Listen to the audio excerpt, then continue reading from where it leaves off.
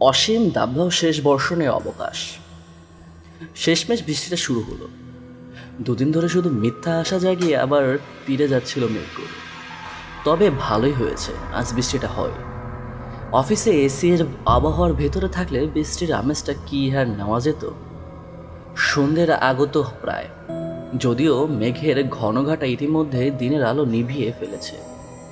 ছুটির দিন, অলস্য ভরা বৃষ্টি মাখা সন্ধে, আর কি চাই। বহুদিন বাদে এরকম একটা সন্ধে পাওয়া গেছে। তার উপর আজ আমি ফ্ল্যাটে একা। আজ অন্তত মাথায় একটা গল্পের প্লট নিয়ে আসতেই হবে, যে করেই হোক। অনেকদিন শত চেষ্টা করেও কিছুতেই কিঞ্চিত একটা ভাবনাও আসছিল না মাথায়।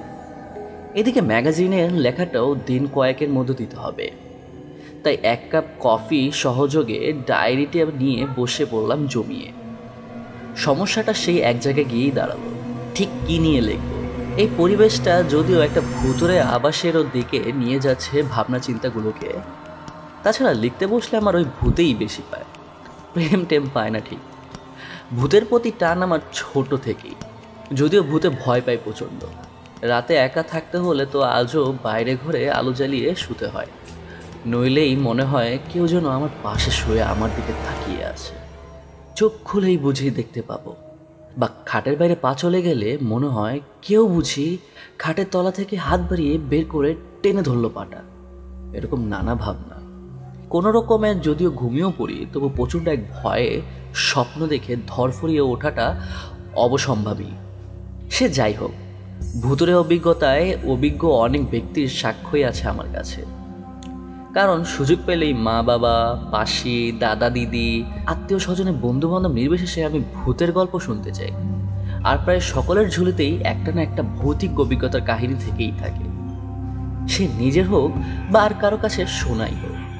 তার মধ্যেও কিছু মানুষ যে গাল গল্প দেয় না তা নয়, তবে বেশিরভাগই সত্যি ঘটনা। ভূতটা সত্যি কিনা সন্দেহ থাকলেও ভয়টা নিঃসন্দেহ সত্যি। যেমন আমার এক দাদা বিল্টুদা, সে যে কি ডানপিটে, ভয় ডরহীন, সে না দেখলে বোঝানো সম্ভব নয়। সামনে শুধু ভূতের বিষয় নয়, লৌকিক অলৌকিক সব বিষয়। সেদিন মামাবাড়ি গিয়ে এরকম এক বৃষ্টি ভেজা সন্ধ্যাতে আড্ডা শুরু হলে আমি অভ্যেসবশত টুক করে ভূতের ব্যাপারটা একটু তুলে দিলাম আলতো করে। তা বিল্টুটা তো প্রথমে বলে দিল, ওসব ভূতের গল্প টল্প আমি জানি না ভাই, বিশ্বাসও করি না। যত রাজ্যের বুজুর্গই শোন, মাঝরাতে ধুধু মাঠের পাশে এক শ্মশানে একা রাত কাটিয়েছি বেড ধরে। আমাদের গ্রামে ওই পুরনো বিশাল বাড়িতেও একা রাত থেকেছি প্রায় এক সপ্তাহ। কোনোদিন গাটা শিউরেও ওঠেনি।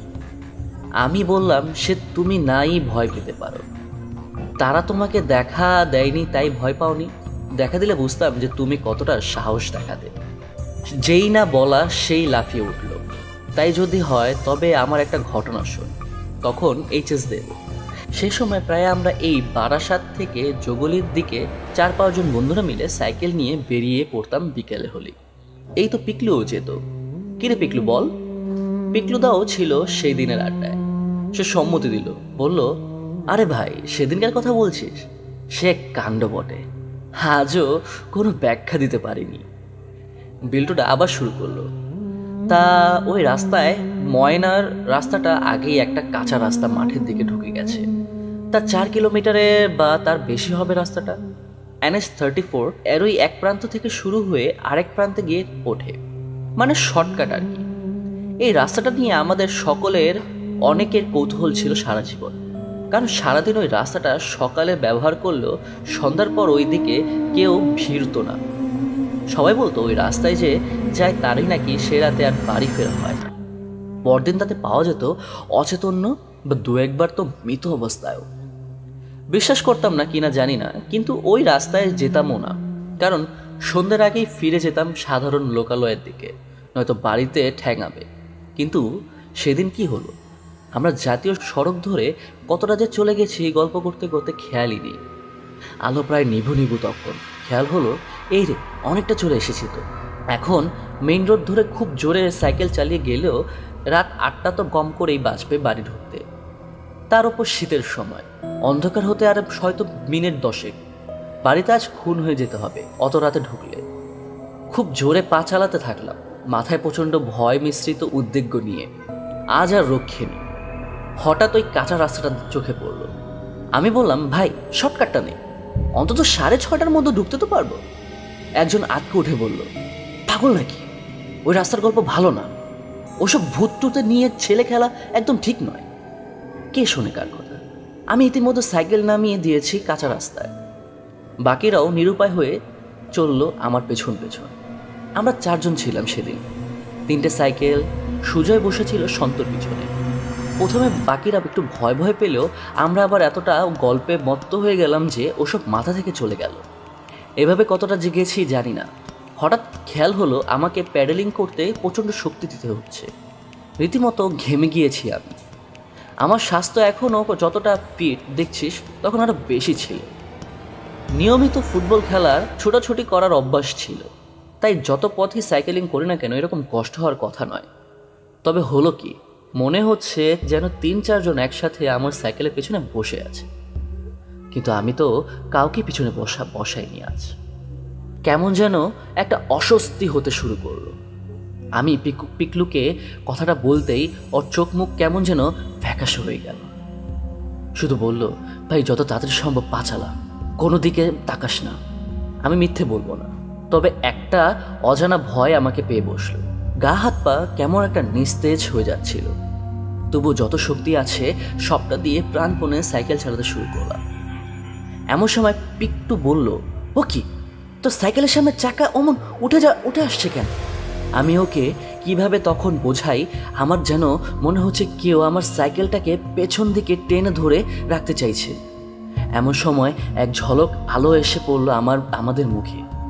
সামনের রাস্তায় একটা গাড়ি হেডলাইটের আলো। আমরা প্রায় পৌঁছে গেছি মেইন রোডে।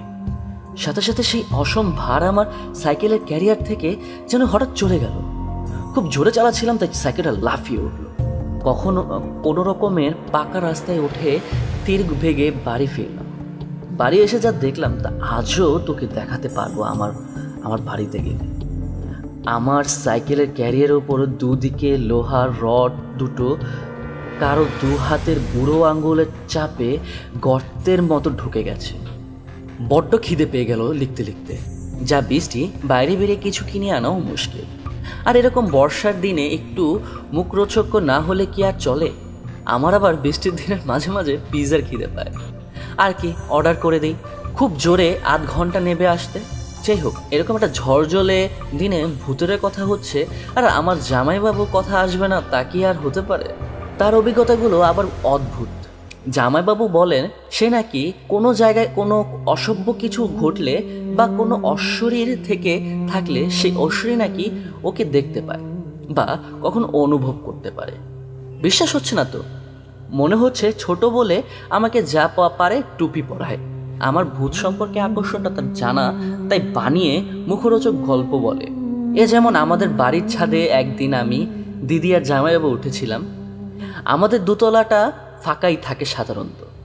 আত্মীয়স্বজন আসলে তখন তাদের জন্য ব্যবস্থা করা হয়, তাই 1 তলা থেকে 3 তলার সিঁড়িটা একদম শূন্যসান। সিঁড়ি দিয়ে জামাইবাবু আগেই উঠেছিল। হঠাৎ 3 তলায় ওঠার আগে চাতালে দাঁড়িয়ে পড়লো কেমন যেন থতমত খেয়ে। বলল, তোরা উঠে যা, তারপর উঠছি। ছাদে গিয়ে জিজ্ঞেস করলাম কি হলো। তো বলে যে এখন বললে ভয় পেয়ে যাবি, পরে বলবো। জোর করতে বলল, তোদের আশেপাশে কোনো মসজিদ আছে? বললাম, হ্যাঁ, 2টো বাড়ির পরেই তো। কেন? না, তখন যখন উঠেছিলি ওই চাতালে এক টুপি পরা দাড়িওয়ালা লোক দাঁড়িয়েছিল। বাকিটা জিজ্ঞেস করিস না। ভয় সত্যি যে পাইনি তা নয়, তাই আর কিছু জিজ্ঞেসও করলাম না। তবে ভেবেছিলাম পাশের মসজিদটাও নিজেই বোধহয় দেখেছিল, সেই নিয়ে একটা গল্প ফেদে ভয় দেখালো বুঝি। কিন্তু একবার এমন একটা ঘটনা ঘটলো যে তার কোনো ব্যাখ্যা সত্যিই পেলাম না। ফোন চলে এসেছে ডমিনোস থেকে, আবার নিচে যেতে হবে। এটা আমাদের নিয়ম। ফ্ল্যাটের অপরিচিত কাউকে উঠতে দেওয়া যাবে না। সিঁড়ির লাইটটার কি হয়, মাঝে মধ্যে কেটে যায়, অন্ধকারেই নামতে হবে। যাই হোক, যেটা বলছিলাম, একবার আমার মামা বাড়ির সকলে দিদি জামাইবাবুর সহযোগে পিসির বাড়ি গিয়েছিলাম, মুর্শিদাবাদের আরঙ্গাবাদে। সারাদিন পদ্মার ধারে নিয়মপিতা রাজবাড়ি ইত্যাদি দেখার পর আমরা ফিরলাম বাড়িতে। পিসির রান্নার হাত অসামান্য। রাতে সেই মহাভোজ কবজি ডুবিয়ে খাওয়া চলছে। এমন সময় হঠাৎ জামাইবাবু পিসিকে ডেকে বলে, আচ্ছা তোমাদের বাড়ির আশেপাশে কোনো বিধবা মহিলা একটা ছোট বাচ্চাকে নিয়ে থাকে বা থাকতো কি? পিসি অবাক হয়ে জিজ্ঞেস করে, কেন বলতো? সে বলে, না এমনি। বলে আবার খেতে শুরু করে। পিসি আর সেই মুহূর্তে কিছু জিজ্ঞেস করতে পারে না, তবে খটকা থেকেই যায়।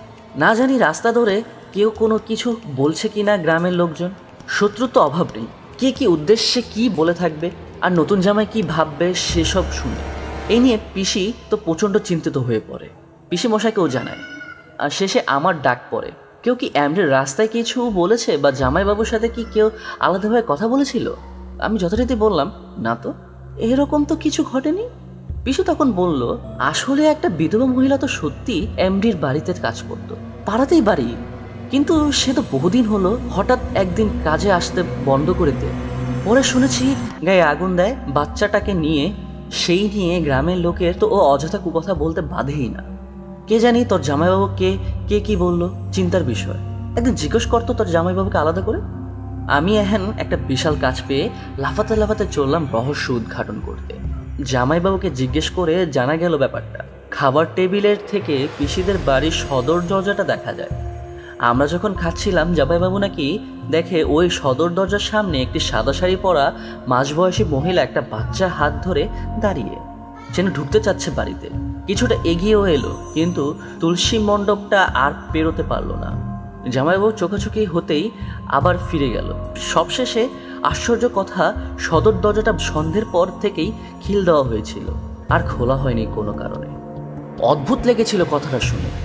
আমার বাড়ির পাশে মসজিদে একদিনে এসে লক্ষ্য করা সম্ভব, তবে এই ব্যাপারটা জানা সত্যি অস্বাভাবিক।